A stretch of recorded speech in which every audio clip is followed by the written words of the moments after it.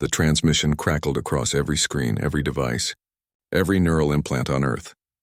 10 billion souls, the entire population of Mars colony. Europa Station and the Titan Mining Collective, reduced to ash in mere seconds.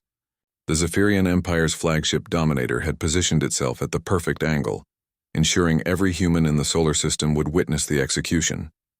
Admiral Kethvar's reptilian features twisted into what passed for a smile among his species. His voice carried the casual indifference of someone discussing the weather. Let this serve as a reminder to all inferior species. Compliance is not optional. Earth has 72 hours to surrender unconditionally, or share the same fate.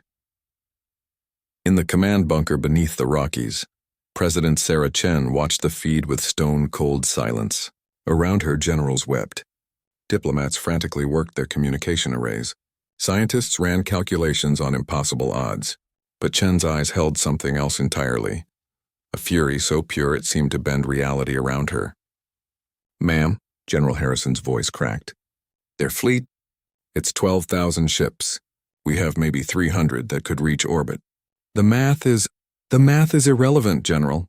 Chen turned from the screen, her voice carrying an edge that made seasoned warriors step back. "They made one critical error. They let us know exactly who we're dealing with." Dr. Elena Vasquez, head of the Prometheus project, looked up from her tablet with wild eyes. "Ma'am, if you're thinking what I think you're thinking, the weapon is theoretical, untested. The energy requirements alone would drain our entire fusion grid." Chen's smile was the kind that had historically preceded very bad things happening to humanity's enemies. "Then we'd better make sure it works on the first try, hadn't we?" Operation Alien Annihilation launched exactly 71 hours and 59 minutes after the Zephyrian ultimatum. The first phase was deception. Every human ship in the system began broadcasting surrender codes, their crews appearing defeated, broken. The Zephyrian fleet descended with the confident swagger of predators approaching wounded prey. They wanted to witness humanity's capitulation in person, to savor the fear in human eyes as their species knelt before the Empire. They never suspected that humanity's greatest weapon wasn't technological, it was psychological.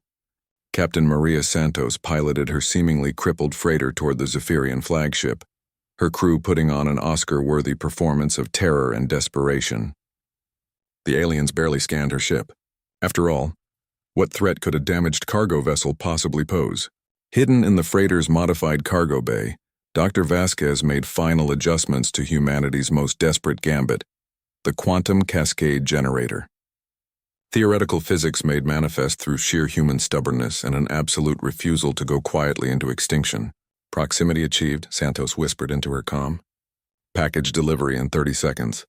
Across the system, similar scenes played out.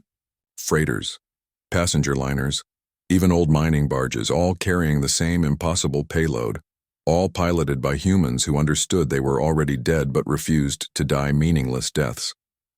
Admiral Kethvar stood on his bridge, watching the pathetic human vessels approach. Soon he would broadcast their surrender across the galaxy, cementing the Zephyrian Empire's reputation and his own legendary status. He barely noticed the strange energy readings his sensors were detecting.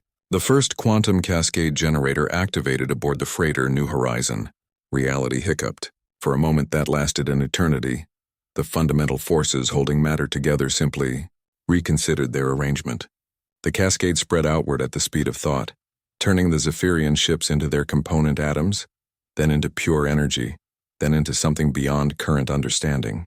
The effect was precisely calibrated. It would consume any technology more advanced than humanity's own, then burn itself out. The Zephyrians, with their superior ships and weapons, became the very fuel for their own destruction. Admiral Kethvar had perhaps 3 seconds to process what was happening, before his consciousness scattered across several dimensions. From Earth's surface, it looked like the birth of a new star. 12,000 enemy vessels became a brilliant flash that briefly outshone the sun, then faded to nothing but ionized particles and quantum echoes. President Chen watched from the bunker as humanity's impossible weapon consumed itself, and their enemies in equal measure. The cost had been everything. Their quantum research, their theoretical physics databases, even the brilliant minds who had created the cascade generators. But they had answered annihilation with extinction. The second phase of Operation Alien Annihilation began immediately. Hidden throughout human space, Sleeper ships that had launched during the first hours after the massacre began emerging from quantum stealth. Each carried 1,000 volunteers and a copy of humanity's complete cultural and technological heritage. More importantly, each carried detailed information about Zephyrian technology, biology, and the location of their homeworld. The galaxy would learn what humans did to species that murdered their children on live television.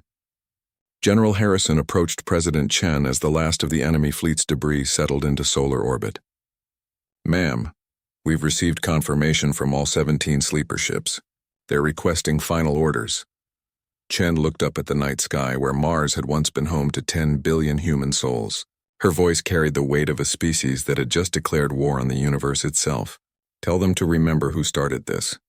Tell them to make sure the galaxy remembers what happens when you corner a species that mastered nuclear fire before they learned to fly." She paused, her eyes reflecting starlight and fury in equal measure. "Tell them to leave nothing but cautionary tales." Humanity had learned the galaxy's most important lesson. Some species, when pushed to extinction, don't go quietly into the dark. Some species take their killers with them, then hunt down everyone who ever thought genocide was acceptable entertainment. The Zephyrian Empire had wanted to broadcast humanity's end. Instead, they had filmed the beginning of their own.